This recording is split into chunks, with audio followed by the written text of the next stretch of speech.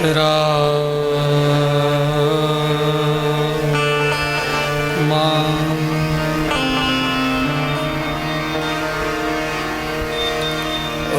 स्वस्ति श्री गणेशाय नमः।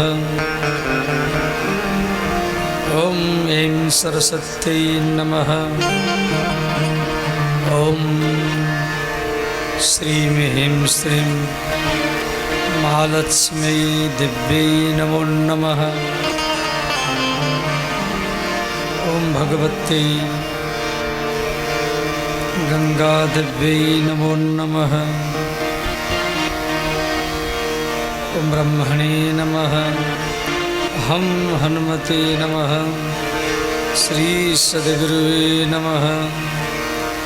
ओम नमो भगवते रामचंद्राय। नीलाम्बुजश्यामलकुमलङ्गं सीता समारोपितवामभागं पाणौ महासायकचारुचापं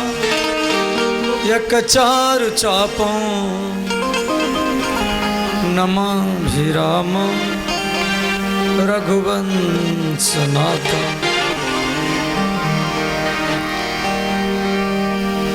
गंगा तरंग रमणीय जटा कलापं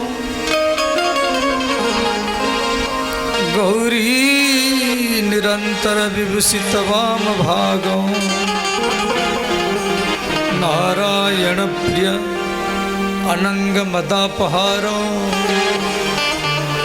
वाराणसीपुरपति भज विश्वनाथ। वंदे राधा पदं भुजं विष्णुआदि सुरवंदिता। यत्कीर्ति कीर्तनेन पुनाति ब्रह्मांडं सर्वं।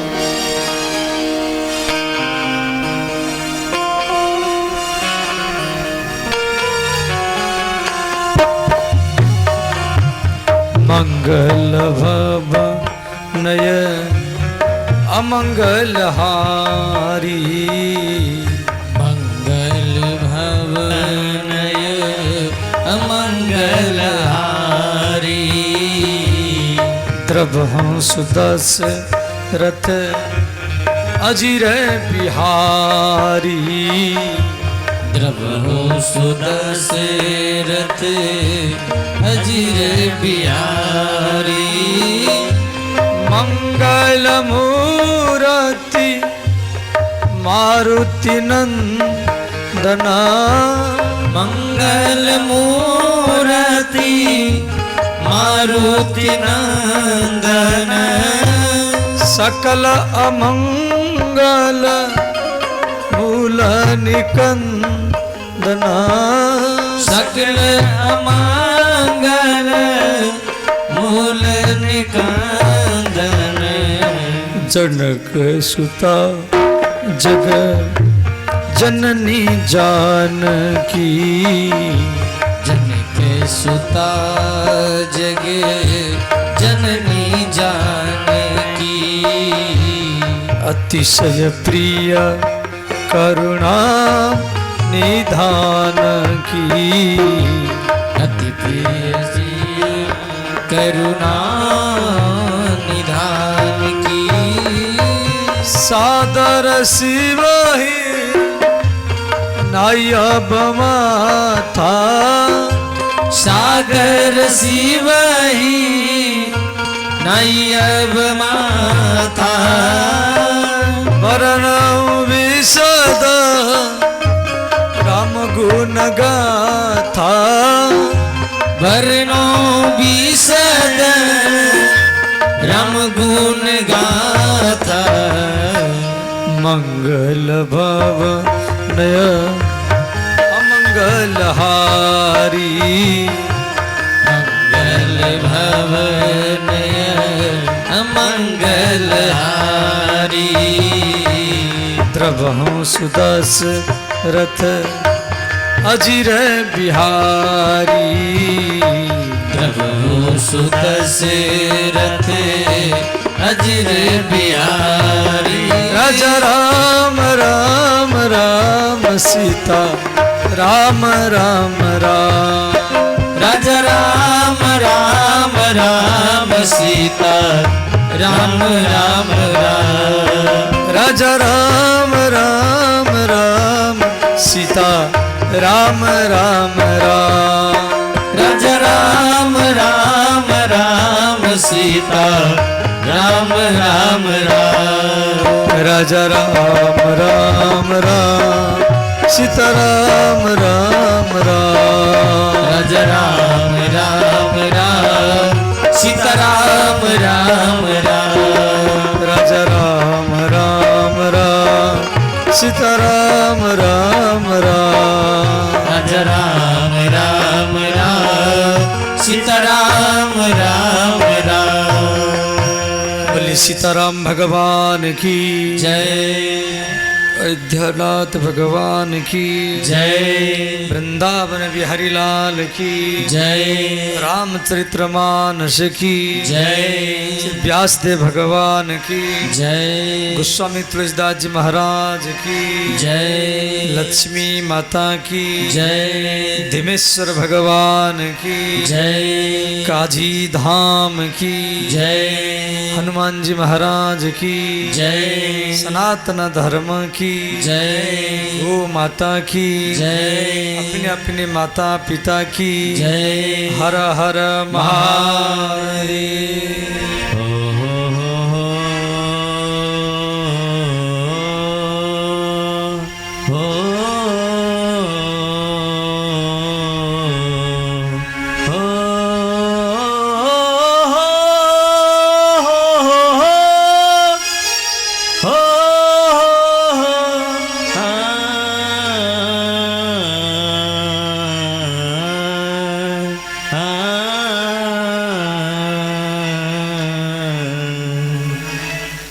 चित्सार सर्वस्व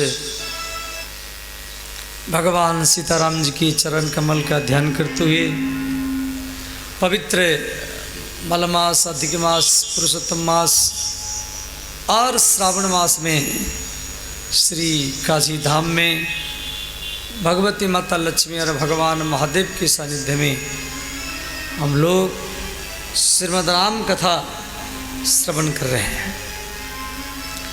कल हम लोग 6 श्लोक चर्चा किए थे। श्री गोस्वामी तुलसीदास जी आज से 448 वर्ष पहले रामचरितमानस ये लिखे। तो 448 साल पहले भारत में कोई प्रिंटिंग प्रेस नहीं था और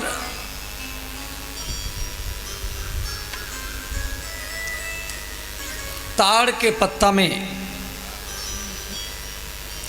जो ताल का पेड़ होता है उसी के पत्ता में खोद खोद करके लिखना पड़ता था। उस समय ये पेन भी नहीं था,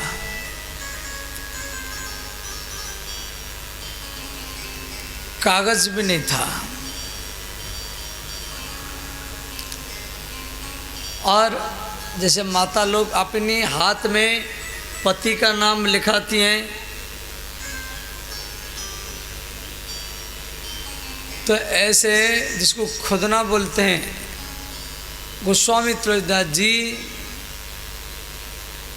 448 वर्ष पहले ताड़ के पत्ता में दिन भरी ये 6 श्लोक को लिखे। वर्णानाम अर्थसंघानाम रसानाम छंदसमपि मंगलानाम च कर्तारो वंदे वाणी विनायको भवानी शंकरो वंदे श्रद्धा विश्वास रूपिणम याभ्याम विना न पश्यन्ति सिद्धा स्वांतस्त ईश्वरम। इस प्रकार ये जो 6 श्लोक रामचरितमानस का पहले दिया गया, ये 6 श्लोक उनको दिन भर लगा लिखने में, और ऐसे खोद खोद करके लिखते थे सुई के नोक में, क्यों उस समय पेन नहीं था। तो ये शाम को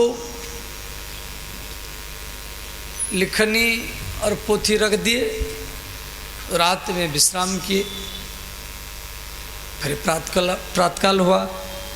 इनका इच्छा हुई आगे का प्रसंग लिखूं, तो जैसे पोथी उठाए तो उस श्लोक को मिट गया, माने वो मिट गया था। तुलसीदास जी क्या कि दूसरी बार फिर वो 6 श्लोक को लिखे, दिन भर लगा। शाम को रखे,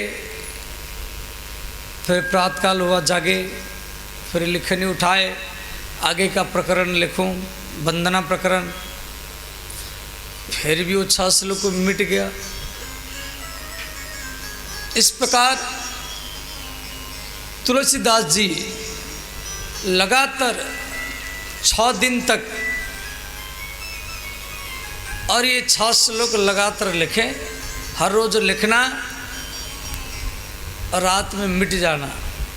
बड़ा परेशानी है भाई, ये मिट जाता है। अंतिम में भगवान महादेव को शिव जी निवेदन किए, हे काशी विश्वनाथ, आप मेरा सहायता कीजिए कि मैं रामचरितमानस लिखना चाहता हूँ। तो इनके सामने भगवान शिव प्रकट हुए। बोले श्री शंकर भगवान की जय। गोस्वामी तुलसीदास जी प्रणाम किए और बड़े चिंतित थे। वो 6 दिन से परेशानी थे, 6 श्लोक डेली मिट जाता है। तुलसीदास जी बोले, बाबा मैं बड़ा परेशानी हूँ, मैं 6 दिन से इस श्लोक को लेकर रहा हूँ और डेली मिट जाता है।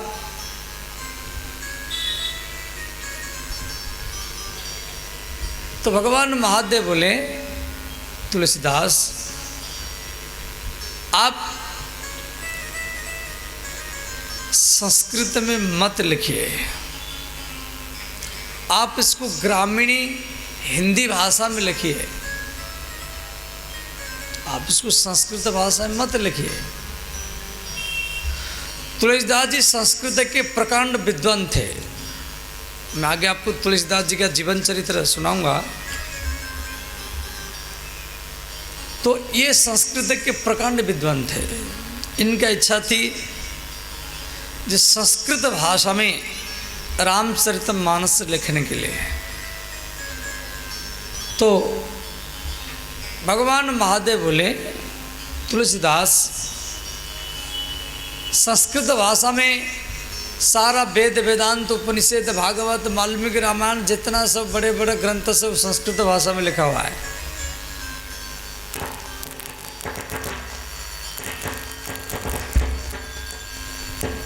और आप संस्कृत भाषा में यदि इसको लिखेंगे तो इसको सब लोग को समझ नहीं पाएंगे। भाई संस्कृत भाषा का तो वही तो समझेगा जो विद्वान हो या संस्कृत का अध्ययन क्या हो, हर व्यक्ति तो समझ नहीं पाएगा। इसको आप ग्रामीणी हिंदी भाषा में लिखिए जैसे हर व्यक्ति समझ सके। संस्कृत और संस्कृति में अंतर है।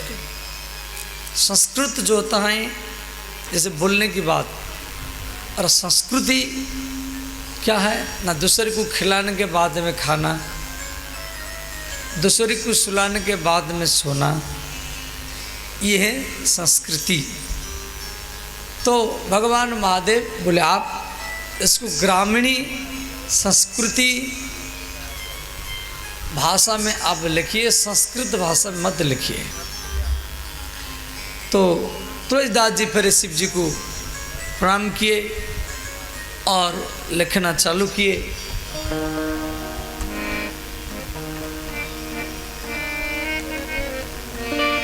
सादर सिवाही नाई अब माथा, सादर सिवही नाई अब माथा, सादर सिवही नाई अब माथा, सादर सिवही नाई अब माथा, वर्णो विशद राम गुण गाथा, वर्णो विशद राम गुण गाथा, वर्णो विशद राम गुण गाथा, वर्णो विशद राम गुण गाथा।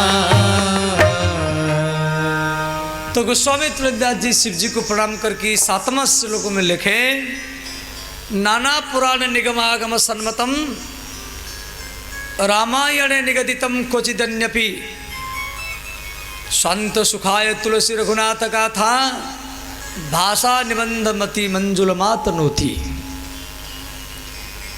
देखो रामचरित मानस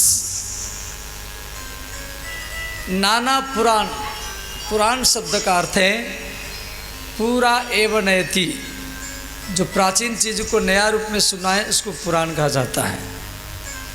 हमारी सनातन धर्म में 18 पुराण है, जैसे भागवत महापुराण, उसमें 18,000 श्लोक है। स्कंद पुराण, उसमें 81,100 श्लोक है। पद्म पुराण, उसमें 55,400 श्लोक है। शिव पुराण, उसमें 24,000 श्लोक है। विष्णु पुराण, इसमें 23,000 श्लोक है। भविष्य पुराण, उसमें 19,000 श्लोक है। गरुड़ पुराण, उसमें 14,000 श्लोक है। टोटल 18 पुराण में 4 लाख श्लोक है।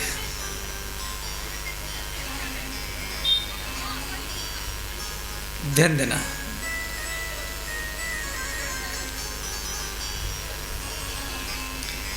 ये जो 18 पुराण हैं और 18 उपपुराण हैं और 4 वेद है, ऋग्वेद, यजुर्वेद, सामवेद, अथर्ववेद, इनका निचोड़ रामचरित मानस में दिया गया है। देखो कभी कभी मैं भी मन में सोचता था, यदि हम साल भरी भागवत कथा ही करते रहते हैं, पूरा साल भरी भागवत कथा ही करते, कभी कभी राम कथा करते हैं, कभी शिव कथा करते, कभी देवी भागवत कथा करते, परंतु ज़्यादा भागवत कथा ही हम करते। तो मेरे मन में एक सोच आती थी, जब व्यास जी शिव पुराण, विष्णु पुराण, वराह पुराण, नरसिंह पुराण, अग्नि पुराण, वायु पुराण, स्कंद पुराण, ब्रह्म वैवर्त पुराण, गरुड़ पुराण, लिंग पुराण, ये 18 पुराण, 18 उपपुराण, 64 उपपुराण, ये सब व्यास जी लिखे। परंतु श्री राम जी के बारे में कोई भी पुराण नहीं है। ये हमारे मन में खटकता था। भाई जब नरसिंह पुराण है, अग्नि पुराण, वायु पुराण, वराह पुराण, सब भगवान के बारे में पुराण लिखा गया है, और भागवत में तो श्री कृष्ण का कथा भरा है, पूरा भागवत ही कृष्ण की कथा है। परंतु राम जी के बारे में कोई स्पेशल पुराण नहीं है, राम पुराण ऐसा नहीं है। ये हमारे मन में बहुत खटकता था। तो व्यास जी अच्छा सब पुराण में राम जी के बारे में थोड़ा थोड़ा लिखे हैं, हर पुराण में राम जी के बारे में 1 अध्याय 2 अध्याय से लिखे हैं, परंतु राम जी के बारे में स्पेशल कोई पुराण नहीं है। तो जब कोरोना समय आई 2020 में, चारों ओर लॉकडाउन हो गया, कोई बाहर निकल नहीं सकता, गाड़ी नहीं चला सकता, कोई जितना बार बाहर जाते थे हाथ धोते थे, सब स्कूल कॉलेज में क्वारंटीन, कोई थोड़ा सा खास दिया, ऐसा माहौल था। थोड़ा सा कोई खास देता था तो मन में ये आती थी भाई इसको कोरोना हो गया, किसको बुखार आ गया भाई इसको कोरोना आ गया, ऐसा माहौल। और स्कूल बंद, बच्चे सब पढ़ाई भूल गए, नौकरी सब अफसी बंद, किसानों का मकई सड़ गया, जो 2200 2000 2500 बिकता था वो 700 800 रुपये में आ गया, आलू सड़ गया कोल्ड स्टोर में। और जितना भारत में जितना मंदिर था, वृंदावन में, अयोध्या में, जगन्नाथपुरी में, काशी में, सब मंदिर बंद। और जितना कथा कीर्तन वो भी सब बंद, भागवत कथा बंद, कथा नहीं कर सकते, करेंगे तो पुलिस पकड़ता था। तो ऐसा स्थिति आ गया, हम भी कथा पता सब बंद करके बैठे रहे। तो ये समय हम लोग सब देखे, तो उसी समय में हमने शास्त्रों का गहराई से अध्ययन किया जी भाई कोरोना ये कहाँ से आया, ये कभी तो हमें सुना नहीं, और 2020 में से हो गया। तो श्रीमद् देवी भागवत में नवम स्कंद के 32वें अध्याय में 88 प्रकार के वायरस के बारे में व्यास जी लिखे हैं। 88 प्रकार के वायरस। कौन सा प्रकरण? सत्यवान और सावित्री प्रकरण। जो सावित्री अमावस्या माता लोग करती हैं, बट सावित्री व्रत, बरगद पेड़ की पूजा, अरे ये कथा देवी भागवत में दिया गया है, नवम स्कंद के 32वें अध्याय में। तो वहाँ पर यमराज सावित्री जो 12 साल की थी, वो अपने पति सत्यवान को मृत्यु से वापस ले आई। तो उस समय यमराज सावित्री को कलियुग के बारे में समझाए, जो ऐसा कलियुग आएगा। अरे प्रकरणों को लेके व्यास जी, चीन देशो समुद्भव मांसाहार समुत्पन्न कोरोना नाम विषाणु कलिजुगे संप्रसिद्ध्यन्ति। इस श्लोक का अर्थ है, ध्यान देना, चीन देशो समुद्भव माने चीन देश से पैदा होगा। चीन देशो समुद्भव मांसाहार समुत्पन्न। चीन के लोग ज़्यादा मांस खाते हैं। ऐसा कोई भी जीव नहीं है जिसको चाइना का लोग नहीं खाते हो। चाइना के लोग छिपगिल खाते हैं,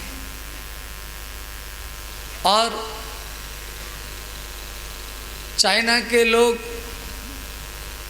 माने जो एक कीड़ा है, जितना सब कीड़ा मेड़ा वर्षा ऋतु में सब घूमते हैं, वो सब खा जाते हैं।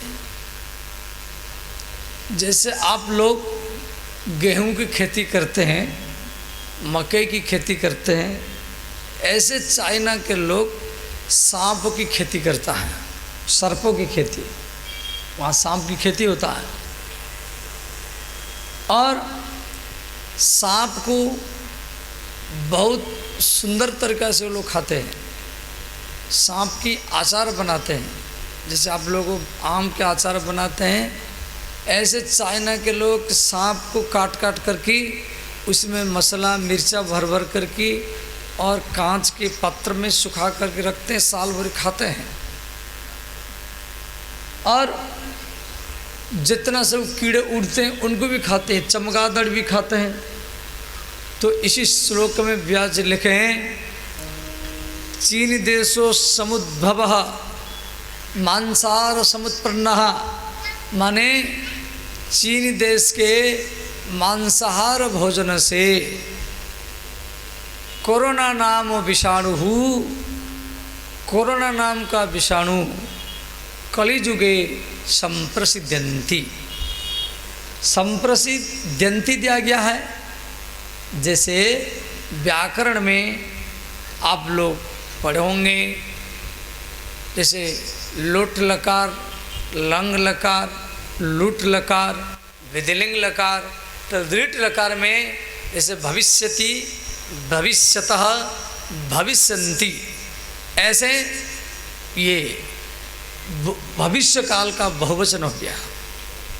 तो संप्रसिद्ध्यन्ति ये बहुवचन में दिया गया है, एक वचन दो वचन नहीं, बहुवचन में। माने कलियुग में बहुत प्रकार के वायरस पैदा होगा, ये बात को देवी भागवत में व्यास जी लिखे। और कितना प्रकार का वायरस ना, 88 प्रकार का वायरस। हम लोग को तो 3-4 प्रकार के वायरस, इसको ले जाओ, ये गलती है, अभी इसमें 3:30 बजा है, ले जाओ। तो ध्यान देना। तो कलियुग में हम लोग अभी जो 2020 में कोरोना वायरस आई, कोरोना, ओमिक्रॉन, डेल्टा क्रोन और न्यू क्रोन, इस प्रकार हम लोग देखे भारत में 5 लाख आदमी मरे, संपूर्ण पृथ्वी में 60 लाख आदमी मरे इस कोरोना में। और ऐसा समय आप लोगों सब अपने आंखों में देखा, जो दूसरा टर्म आई कोरोना का, पहली बार तो दूसरा बार जब आई, जो जवान लोग ज़्यादा मरे दूसरी बार में, जो 30, 35, 25 साल के लड़के जो वेंटिलेटर में गया वो वापस नहीं आया। ऐसा स्थिति आप लोग देखें। व्यास जी पहले लेके रखें, जो ऐसा समय आएगा जैसे पशु लोग, जैसे किसान लोग पहले धान इकट्ठा करते थे या गेहूँ, अभी तो ट्रैक्टर से करते हैं, पहले भैंसा या बैल बांध करके घुमाते थे। तो बैल धान या मकई खा न जाए तो उसके मुख में एक मुच्छिका बांधते थे, ये खा न जाए। ऐसे सब लोग अपने अपने मुख में मुच्छिका माने मास्क पहनेंगे और उनके शरीर को माता पिता, पति, पत्नी कोई भी नहीं छुएगा। जो कोरोना सरकार उसको पैकिंग करके और कागज़ में, पन्नी में, मैं देखा अपनी आंखों में, पत्नी भी स्पर्श नहीं करती, बच्चा भी कंधा नहीं देता था, इसे दूर से चावल फेंकते थे मेरे सामने, फूल दूर से फेंकते थे, ये मेरे पति है या मेरे बेटा है, वहाँ तक स्पर्श भी नहीं करता था। ऐसा समय अब देखे, और तो अभी खत्म नहीं हुआ है, आगे और आने वाला है। ये तो 4-5 को अभी है, अभी और 84 प्रकार की बाकी है। तो इस प्रकार समय आएगा, तो उस समय कोरोना के कारण पढ़ने की समय मिला, तो हमें आध्यात्मिक रामायण अध्ययन के जितना रामायण सब इकट्ठा किए, दक्षिण रामायण, उत्तर रामायण, पश्चिमी रामायण, तेलुगु रामायण, तुलसीकृत रामायण, तो सब रामायण इकट्ठा करके जब पढ़ने लगे, तो गोस्वामी तुलसीदास जी जो रामचरितमानस लिखे, ये आध्यात्मिक रामायण का अनुवाद किए हैं। आध्यात्मिक रामायण इसको कौन लिखा? आध्यात्मिक रामायण को भगवान व्यास जी लिखे हैं। तो हमारे मन में प्रसन्नता हुई, चलो व्यास जी भी एक रामायण लिखे हैं, और आध्यात्मिक रामायण जो सबसे छोटा रामायण है, इसीलिए रामचरितमानस छोटा है। इसी कारण हर घर घर में रामचरितमानस पाठ होता है। ये बड़ा होता ना, फिर कोई पाठ नहीं करता। जैसे और पुराण सब बड़े बड़े और संस्कृत भाषा में लिखा हुआ है, कोई समझ नहीं पाता है। जो विद्वान लोग को समझेगा, हिंदी पढ़ेगा आप, परंतु रामचरितमानस छोटा है, सुलभ है। इसीलिए इस श्लोक में दिया गया है, नाना पुराण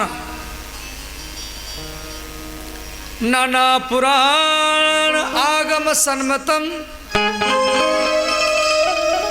माने पुराण में जितना इम्पोर्टेंट श्लोक है, गुरुत्वपूर्ण श्लोक, जैसे गीता है,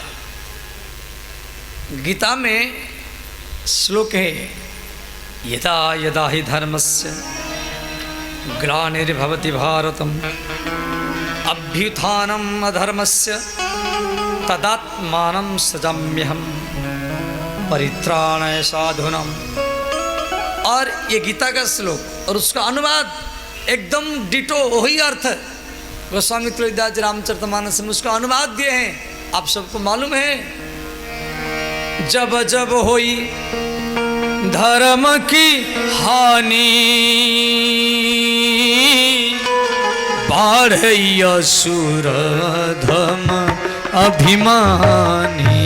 राम सिया राम जय जय राम, राम सिया राम जय जय राम। गीता में दिया गया है, यदा यदा ही धर्मस्य, और रामचरितमानस में दिया गया है, जब जब होई धर्म की हानि। एक ही अर्थ है, यदा यदा माने जब जब, यदा यदा ही धर्मस्य ग्लानिर्भवति, धर्म का ग्लानि हो, और उसका अनुवाद जब जब होई धर्म की हानि। एक ही अर्थ है ना। और तदात्मनं सृजाम्यहम् परित्राणाय साधूनां विनाशाय च दुष्कृतां, तब तो मैं अवतार लेता हूँ। और उसका अनुवाद गोस्वामी तुलसीदास जी, तब तब होई विविध शरीरा हरहि कृपा निधि सज्जन पीरा। राम सिया राम जय जय राम, राम सिया राम जय जय राम। हर हर महादेव।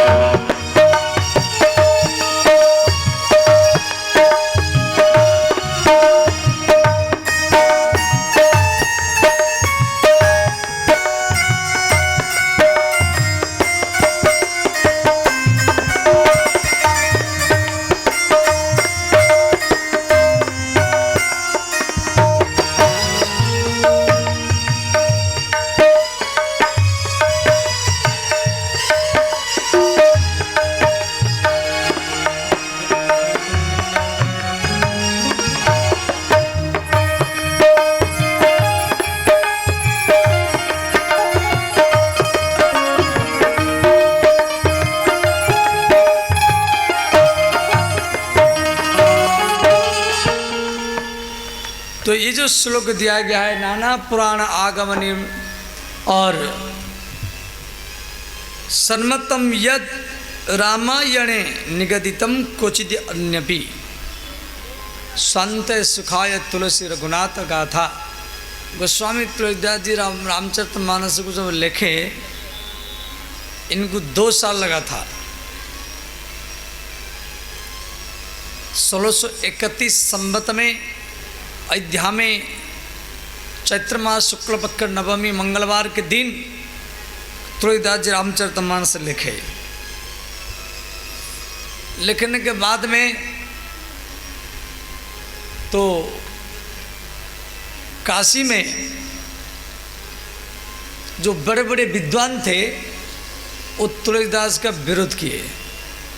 ये ऐसे घूमता फिरता बाबा है, कहाँ से लिख दिया है। परंतु कुछ लोग पसंद भी किए, कुछ लोग जलते थे। तो अंत में काशी में हल्ला गुल्ला मचा। तो एक कंडीशन रखा गया, जो काशी विश्वनाथ मंदिर में जितना पुराण वेद वेदांत उपनिषद सब मंदिर में रखा जाएगा और ताला लगा जाएगा।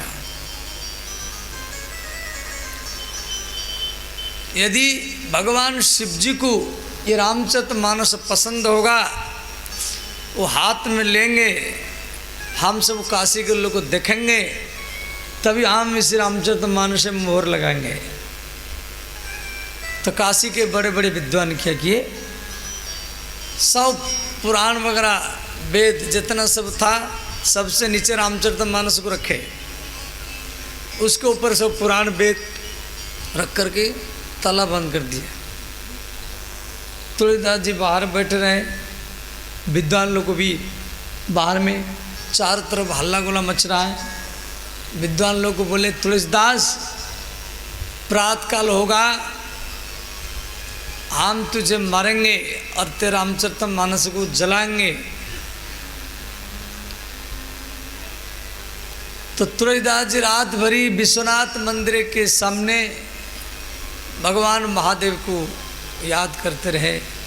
प्रातः काल होगा, विद्वान लोग सबके बीच में मुझे खड़ा करके मारेंगे, कोई ढेला पत्थर, कोई डंडा से मारेगा, रामचरितमानस को जलाएंगे। हे महादेव रखियो लाज हमारी। और कीर्तन चलता रहा। प्रातः काल हुआ, मंदिर में पुजारी ताला लगाया, ताला को खुला और भगवान महादेव के हाथ में और रामचरितमानस श्री महादेव जी के हाथ में ही रखा हुआ था सुता। और उसमें लिखा हुआ है सत्यम शिवम सुंदरम। स्वयं महादेव दस्तखत किए है रामचरितमानस में, सत्यम शिवम सुंदरम। तब विद्वान लोग तुलसीदास जी को माने, मान्यता पत्र दिए। फिर भी ये विद्वान लोग को 2 चोर को भेज दिए। उसमें तो कोई प्रेस नहीं था, एक ही पीस जो तुलसीदास जी लेके ताड़ की पत्ता में 2 साल मेहनत करके रामचरितमानस लेके, ये विद्वान लोग को 2 चोर भेज दिए। ये तुलसीदास सोया है, ये रामचरितमानस को चोरी करो, इसको जला दो। रात में 2 चोर आ गए तुलसीदास जी के पास रामचरितमानस को चोरी कर लेने के लिए, जलाने के लिए। भगवान राम और लक्ष्मण तुलसीदास जी सोए हैं, सिर के तरफ छाती में रामचरितमानस रखा हुआ तुलसीदास जी सोए, चोर आए हैं, घूम रहे हैं, पहरा लगा रहे हैं, चोरी करना है। तो भगवान राम और लक्ष्मण धनुष और बाण लेकर के तुलसीदास और रामचरितमानस का सुरक्षा ही कर रहे हैं। दोनों चोर देख रहे, भाई ये दोनों कौन बच्चे धनुष बाण लेकर ही घूम रहे, भाग गए। ऐसा विपरीत परिस्थिति में स्वयं भगवान के द्वारा ये रामचरितमानस को संभाल करके रखा गया। आज भारत में हर भाषा में रामचरितमानस लिखा गया है।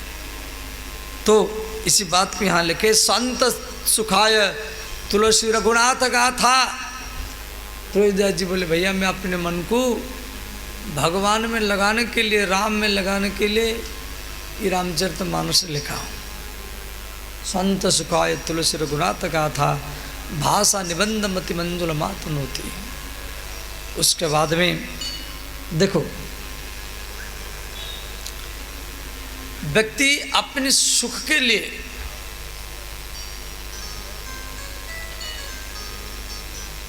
कोई ग्रंथ लिखे या कथा करे,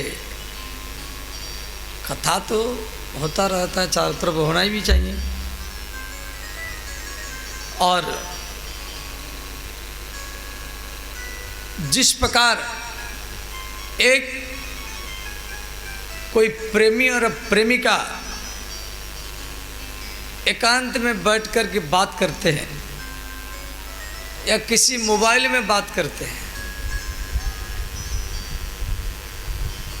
और उनको कोई पति पत्नी या प्रेमी प्रेमिका मोबाइल में बात करने में उनको जो सुख की अनुभूति होती है, एक सत्संगी को भगवान की कथा, राम कथा सुनने में वो सुख की अनुभूति होती है। सुधा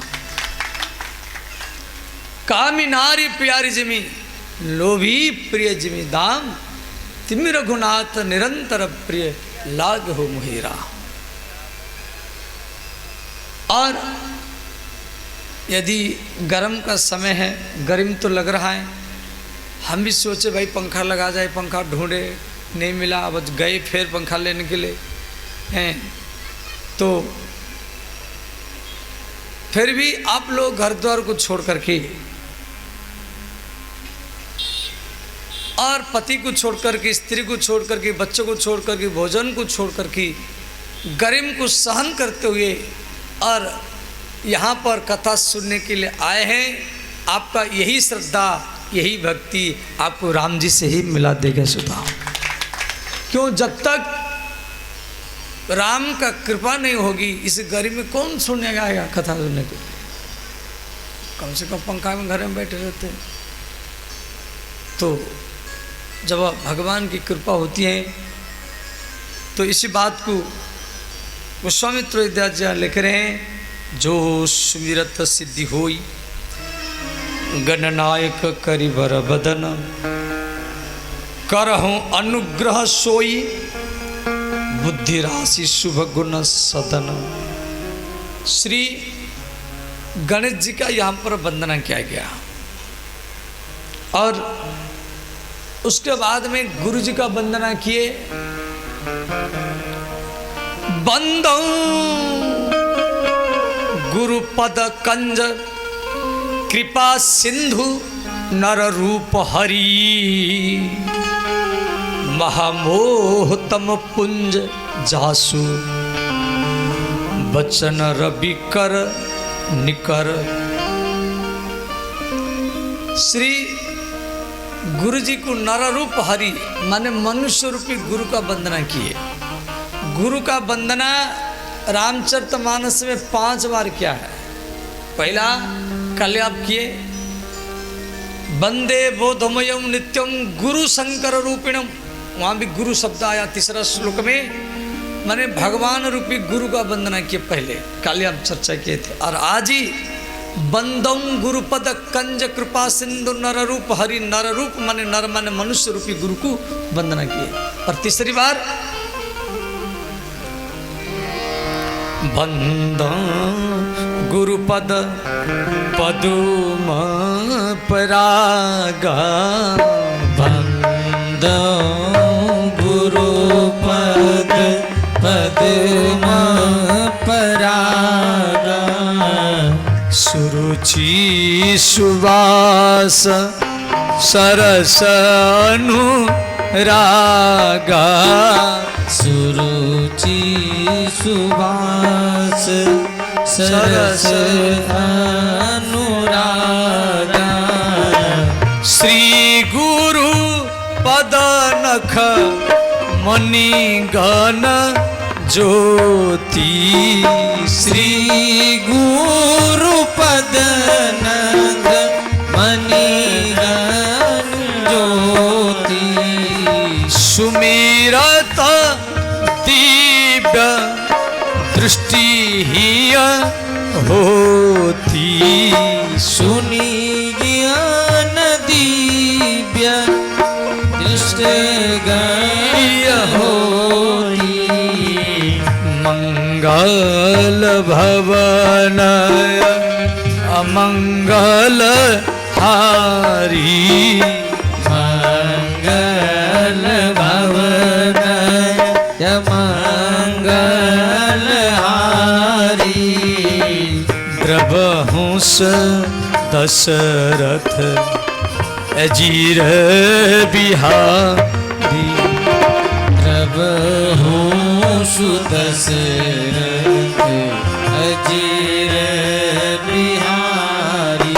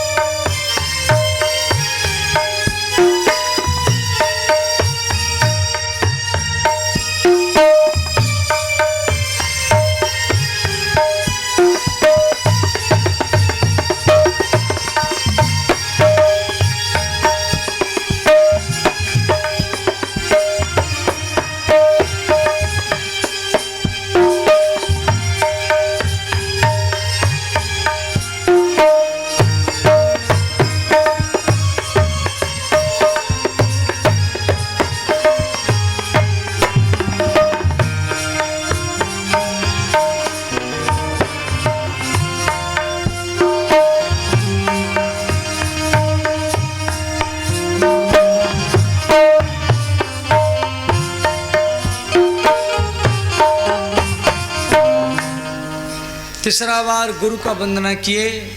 बंदं गुरुपद पद्म परागा। गुरुपद, पद्म माने कमल, गुरु के चरण कमल का वंदना किए। और चौथा बार श्री गुरु पद नख, गुरु के चरण में जो 10 नख है उसका वंदना किए। सुमिरत दिव्य दृष्टि ही होती। दिव्य दृष्टि, दृष्टि माने आँख। आँख तो यहाँ होता है, परंतु गुरु जी के चरण कमल का ध्यान करने से आँख फिर यहाँ होगा। हिय माने हृदय, दिल। तो जो दिव्य दृष्टि होता है वो यहाँ नहीं होता है, वो छाती में होता है, हिय होती। तो गुरु के चरण कमल के प्रति श्रद्धा। और 5वां बार फिर वंदना की क्या? गुरु पद रज मृदु मंजुल अंजन। गुरु के चरण कमल के नीचे जो रज है, मिट्टी है, फिर उसका वंदना किए। इस प्रकार ये 5 बार गुरु जी के वंदना किए। गुरु का अर्थ क्या है? गुकारम अंधकारम उरुकारम निरुद्धवाचकम। जो अंधकार से प्रकाश को ले जाए, जड़ से चेतन को ले जाए, अज्ञान से ज्ञान को ले जाए, और जो अहंकार से ओंकार की ओर ले जाए। देखो, किसी भी चीज का अहंकार होना नहीं चाहिए। ये अहंकार व्यक्ति को भगवान से दूर करा देता है।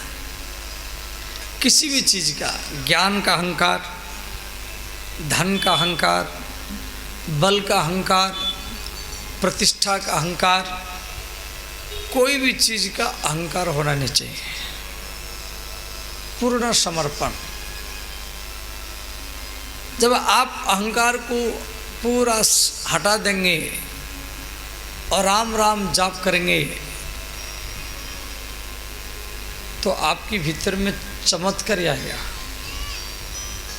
अब जो बोल देंगे वही हो जाएगा। और हम जितना भगवान को चाहते हैं, भगवान हमको उससे 100 गुना ज़्यादा चाहते हैं।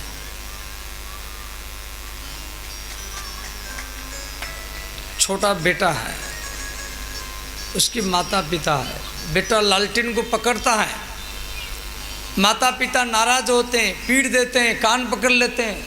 अच्छा, बेटा सोचता है मैं लालटेन पकड़ रहा हूँ, मेरे माता पिता मुझे क्यों पीट रहे हैं?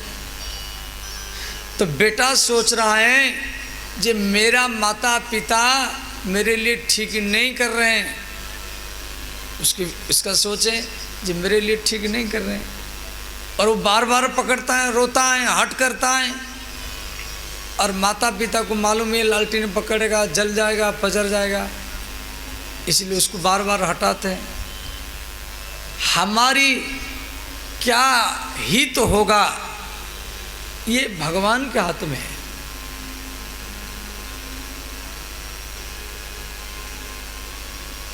बेटा कहाँ भी जाए, छोटा बच्चा कहाँ भी जाए, उसका माता पिता का नज़र हरदम उसके ऊपर रहता है कि मेरा कहाँ बेटा तो बाहर चले न जाए, कोई एक्सीडेंट ना हो जाए, स्कूल में गया कोई टकरा तो नहीं गया, इतना लेट क्यों हुआ।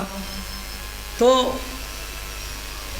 आप अपने बेटा का कितना याद करते हैं, छोटा बच्चा है, और आपका बेटा आपको इतना थोड़ी याद करता है, छोटा बच्चा। तो ऐसे आप जितना भगवान को याद करते हैं, भगवान कई गुना ज़्यादा आपका भी याद करते सुधाओ। परंतु हम थोड़ा थोड़ा अहंकार के कारण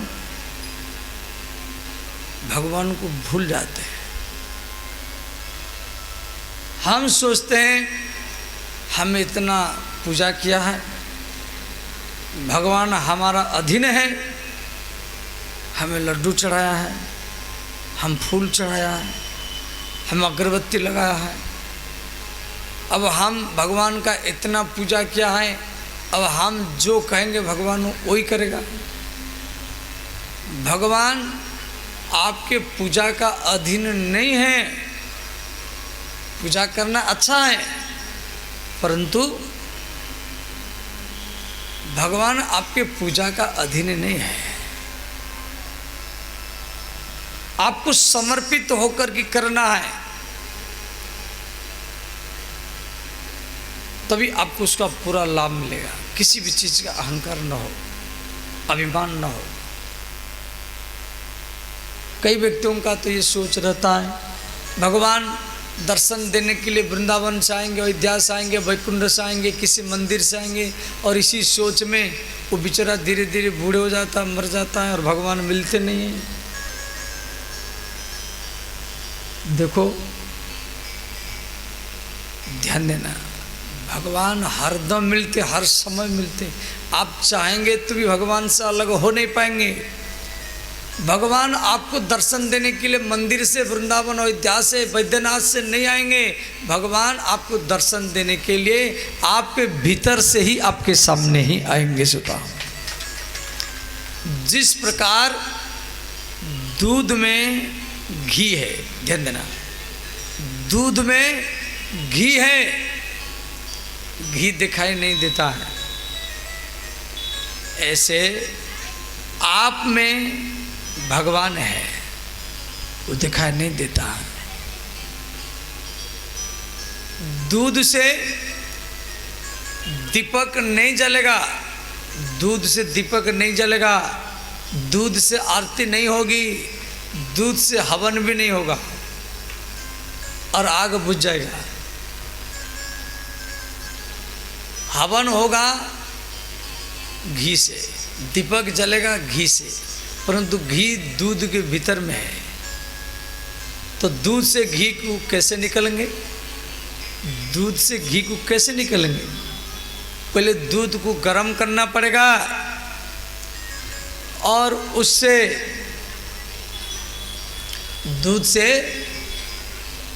दूध को गर्म करना पड़ेगा, फिर उसको मंथन करना पड़ेगा, फिर घी निकल करके आएगा, उससे पूजा होगी, आरती होगा, हवन होगा। ऐसे ही आप में भगवान है तो भीतर का भगवान बाहर कैसे आएगा? जब आप राम कथा में आकर के अपनी श्रद्धा और विश्वास के द्वारा अपने मन बुद्धि को मंथन करने लगेंगे तो आपका भीतर का भगवान आपके सामने ही प्रकट हो जाएगा। सदा भवानी शंकरो वंदे श्रद्धा विश्वास रूपिणम याभ्यां बिना न पश्यन्ति सिद्धा स्व अंतस्थ ईश्वरम। तो ध्यान देना,